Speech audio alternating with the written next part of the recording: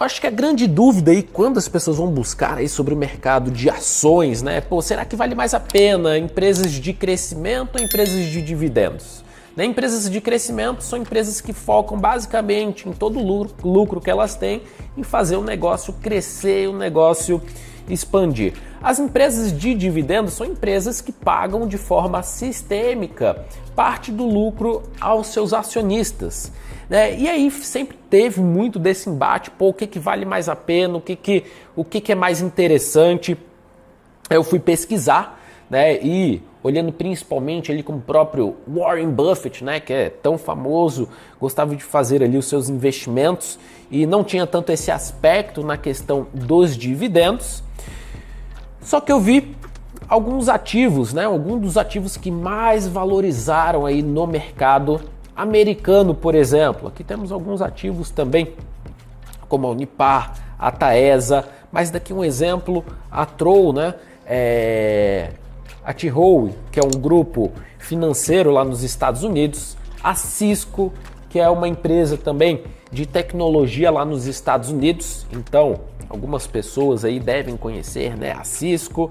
A gente tem a Merck também e a gente vê que há vários e vários anos essas empresas subindo pra caramba. E uma coisa que eu vi era, essas empresas são pagadoras de dividendos.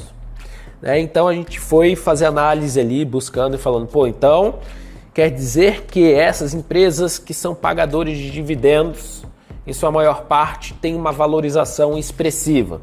E aí a gente vê outros ativos que são excelentes pagadores de dividendos, como a Verizon, a BlackRock, por exemplo, que são excelentes pagadores de dividendos, só que empresas que estão caindo não têm essa desenvoltura no mercado como a gente tem para as outras empresas que eu passei ali. E por que isso acontece? E a princípio eu estou trazendo para o mercado americano, pessoal, porque onde a gente tem mais estudos, onde a gente tem um amadurecimento maior para que a gente possa trazer isso daqui também para o mercado brasileiro.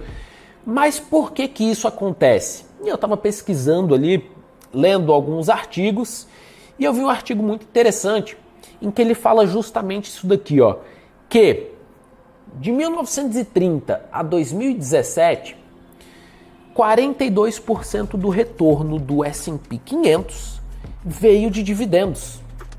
Olha que interessante, quase metade desse retorno foi contribuição de dividendos desde 1930 até 2017. E o S&P 500, para quem não sabe, é um dos índices que mais valorizam aí no mundo. Ainda nesse estudo ele mostra a seguinte condição. Ele mostra que, olha que legal, cadê minha canetinha aqui? Aí. Ele mostra que temos as empresas de dividendos crescentes, que foi as que tiveram melhor retorno com o menor risco de todas as outras empresas. Temos empresas que são simplesmente pagadoras de dividendos. A gente tem empresas depois que não tem mudança, né? não tem uma política de dividendos bem definidas. Depois empresas que não são pagadoras de dividendos. E aqui a gente tem as empresas que têm o maior peso ali no índice S&P. E olha que condição interessante, se a gente for pegar aqui, e ainda nesse estudo também aqui, né, ele pegando empresas que são pagadores de dividendos versus as que não são pagadores de dividendos com relação ao risco, a gente tem um retorno muito maior com um risco muito menor. E aí foi uma coisa que eu descobri no mercado americano, que existe uma classe de investidores e existe uma classe de ativos também, e dos investidores no caso são os Dividend Growth Investors. E quando a gente fala de empresas, o que os Dividend Growth Investors fazem? Eles investem em empresas que têm dividendos crescentes ao longo do tempo. O que essa pesquisa mostra? Que justamente as empresas que tiveram crescimento nos dividendos, crescimentos consecutivos nos dividendos ao longo dos anos, foram as empresas que mais valorizaram no mercado. Então a gente não está falando só de retorno para o acionista com relação a pagamento de dividendos. A gente está falando de empresas que mais valorizaram com o menor risco. Então, aqui a gente tem uma condição muito interessante. Inclusive, tem esse índice aqui no mercado americano que se chama Dividend Aristocrats. O que é isso? O ativo tem que estar no índice S&P 500, das 500 maiores empresas dos Estados Unidos, ter crescimento dos dividendos consecutivos por 25 anos ou mais. Olha que doido isso daí.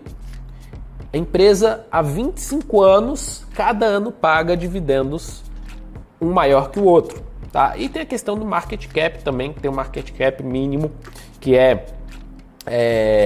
um valor, né? Uma capitalização mínima que a empresa tem que ter.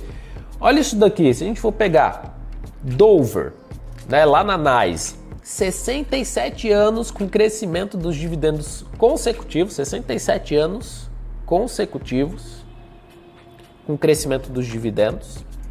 Essa Genuine Parts com 66 anos, a P&G, que é Procter & Gamble, há 66 anos, a gente pega 3M há 64 anos, Cincinnati há 61 anos, a Coca-Cola com crescimento dos dividendos há 60 anos, Johnson & Johnson há 60 anos também, Colgate 59 anos, enfim. São as empresas que têm esse potencial de valorização.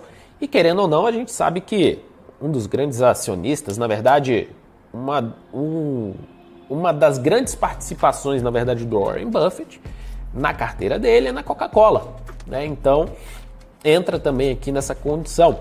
Obviamente, olha outras coisas, como vantagem competitiva e tudo mais. Mas, Léo, beleza, você está falando nos Estados Unidos e no Brasil. Pois é, no Brasil, a gente não tem tantas empresas, e na verdade tem pouquíssimas empresas com crescimento nos dividendos. Tá? Então a gente vai ver empresas que estão ali há 5 anos com crescimento nos dividendos, que beleza, tá ok. Que vocês vão ver que são essas empresas também que mais valorizam. Eles criaram um índice que se chama S&P Dividend Aristocrats Brasil. Então, esse índice ele acompanha o desempenho dos 30 componentes com maior pagamento de dividendos e consistentemente aumentaram ou pelo menos mantiveram estáveis o pagamento de dividendos. E aí entra alguma das ações que estão nessa lista. A gente tem a Gerdau, a Abrap4, o M. Dias Branco, a Unip 6, a Unipar, a Vale, a Banco do Brasil, Porto Seguro, CPLE 6, TRPL 4 e por aí vai.